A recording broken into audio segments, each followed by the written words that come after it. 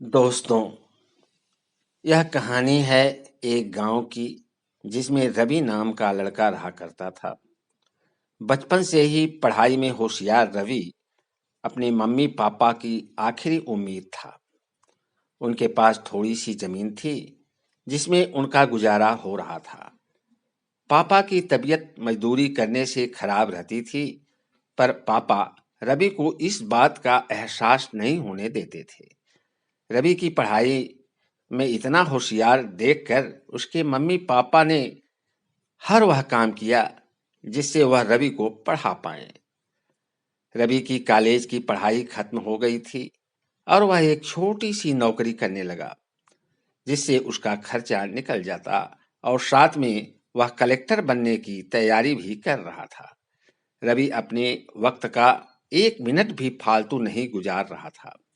रवि ने पूरा समय पढ़ाई और नौकरी में ही लगा दिया।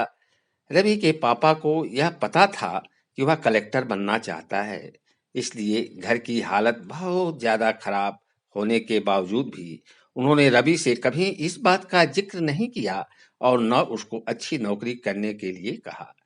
लगातार 2 साल तक रवि पास नहीं हो पाया। उसके बाद भी उसके पिता ने अपना घर और जमीन गिरवी रखकर रवि को आईएएस की कोचिंग ज्वाइन करवा दिया और उसकी नौकरी भी छुड़वा दी और केवल पढ़ाई करने की कहा। रवि के पापा हमेशा उससे कहा करते, बेटा, खेत और घर दोबारा आ जाएंगे, पर कलेक्टर दोबारा नहीं बन सकते। आज पूरे साल पढ़ाई करने के बाद रवि का रिजल्ट आ गया जिससे वह अच्छे नंबर से निकल गया था। आज उसके पिता से ज्यादा खुश कोई नहीं था। ऐसा लग रहा था जैसे रवि का सपना पूरा होने वाला है, पर भगवान को कुछ और ही मंजूर था। रवि का कल इंटरव्यू था और सुबह से उसके पापा की तबीयत खराब थी। रवि के पापा उसकी माँ से बार बार कह रहे थे कि रवि को कुछ मत बताना, और उस दिन देर रात उनकी मौत हो गई। अब एक माँ जिसकी गोद में उसका पति गुजर गया और वह अपने बेटे को भुलाकर अपने बेटे की जिंदगी के बारे में सोच रही थी। माँ ने पड़ोसियों तक को इस बात का एहसास नहीं होने दिया कि उसके पति अब नहीं रहे। पूरी रात ऐसे रोई कि आवाज भी न निकले, और सुबह रवि जब इंटरव्यू देने जाने लगा तब माँ और पापा के आशीर्वाद के लिए उसने माँ को फोन किया। माँ ने पूरी हिम्मत लगा दी अपना सच छुपाने के लिए और रवि को आशीर्वाद दिया।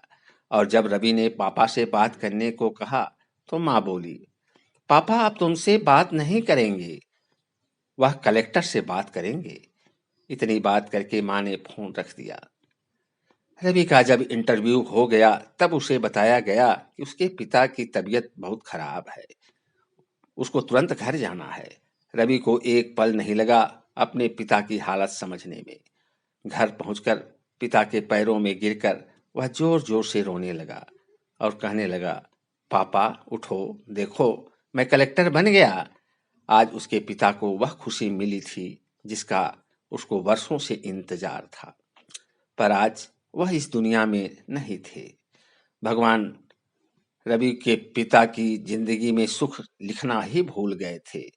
पहले वह अपने पिता के कर्ज से जिंदगी में मजदूरी करने लगे और फिर बेटे के सपनों में फिर घर और जमीन गिरवी रखनी पड़ी।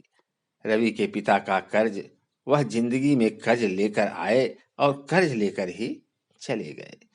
रवि के पिता को भले ही जिंदगी में कुछ हासिल न हुआ हो, पर वह अपने लड़के को इस काबिल बना गए कि वह अपनी 7 पुश्तों को बैठे बैठे खिला पाए। रवि की माँ ने जो उस रात किया, जिसको करने का जज्बा बहुत कम लोगों में होता है।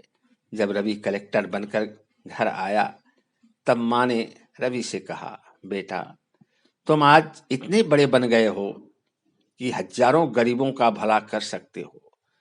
जब भी तुम्हारे सामने कोई गरीब मदद मांगने आए तो अपने पिता और मेरे बारे में सोचना।